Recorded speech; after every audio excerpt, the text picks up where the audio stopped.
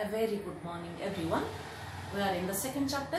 In second chapter we have completed up to what makes India a federal country. Now the next topic we are going to discuss is that how is federalism practiced in India.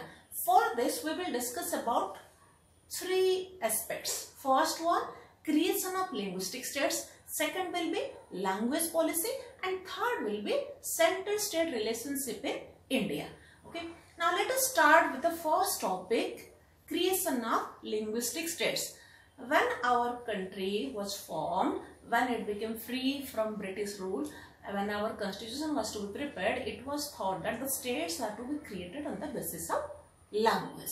So most of the states were created on the basis of language. Few states were created on the basis of ethnicity, culture and language, and they were the northeastern states. Okay. Now, what was the benefit or what were the advantages of creating states on the basis of language? It helped in easy administration, and secondly, it made the country more united.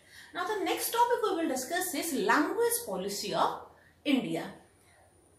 Unlike Sri Lanka, we don't have a national language. You have discussed in chapter 1, Sri Lanka made, okay, which language? Sinhala is the national language. लेकिन हमारी कोई national language नहीं है. We have official language.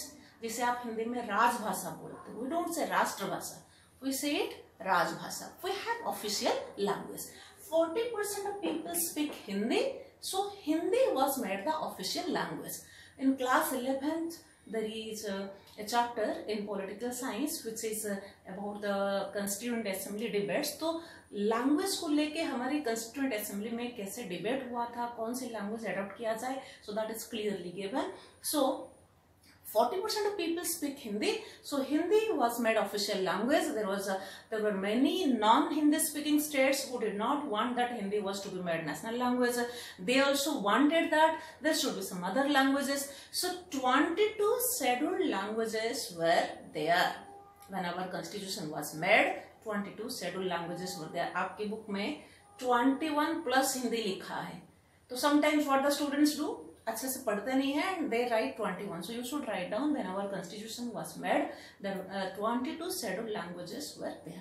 Now इसका मतलब क्या है? Suppose a candidate want to give an examination, a competitive examination of the government, of central government, yes, okay, any government, then he can give preference of these 22 languages to give the exam, to appear in the exam.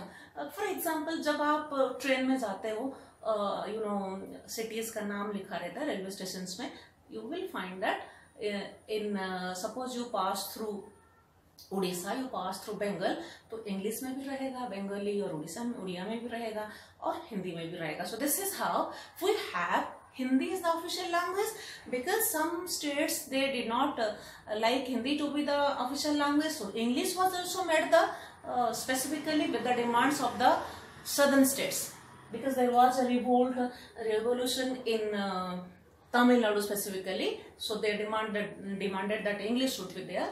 So English was also made the official language. But use of English was to continue till 1965. जब हमारी 1950 में ये language policy आया, तो it was English was to be used till 1965. But after that also many non-Hindi speaking states, specifically the states of South, they wanted that the position of English as official language should continue. So it is still continuing now.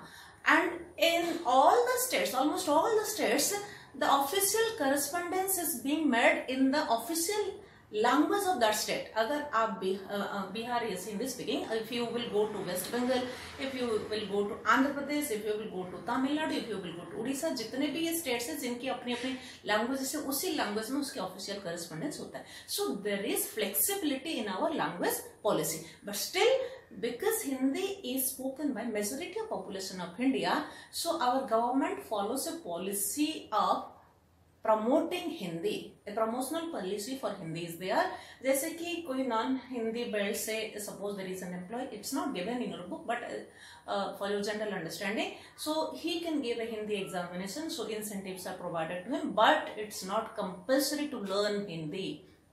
So if you will see, जो central government के departments होते हैं वहाँ एक Hindi department भी होता है जहाँ पर हिंदी लर्निंग को प्रमोट किया जा सके, but not by using force, bye anyone who is interested in learning they can learn. So that is the promotional policy of Hindi.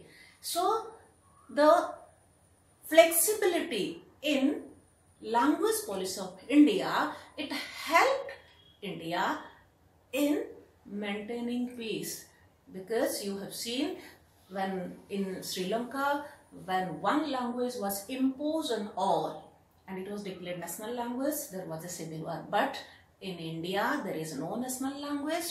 India have followed a very flexible language policy. The next aspect which strengthened federalism in India was center-state relationship. In this topic we will discuss center-state relationship before 1990 and after 1990. What was there before 1990? In the central government there was single party rule. A single party was ruling over the central government. So power of the states were undermined. Those states which were having opposition parties rule, so their power was undermined. And sometimes central government was misusing its power to dismiss the state governments. That was before 1990. Now what changes were brought after 1990? After 1990 there was an era of coalition government. You know what is a coalition government? When more than two parties join together to form an alliance, that is known as a coalition government. After 1989 elections, India was having coalition government, though since last two terms BJP is getting majority, but it is an alliance government. Okay, it's an alliance of called NDA. So after 1990 there was significant changes in the way of power sharing, because no single party came to majority in the central government, so many regional parties joined the alliance. That led to sharing of power in a better way. That gave more autonomy to state governments, and besides that so there was more sharing of power, more autonomy to state governments. Besides that, Supreme Court gave a judgment. Now what was the judgment? That central government could not dismiss the state government in arbitrary manner. So this statement of the Supreme Court strengthened federalism in India. So this is how that federalism is strengthened in India through center-state relationship. So these are the three aspects how federalism is practiced in India. In the next class we will discuss about decentralization in India. That would be the last topic.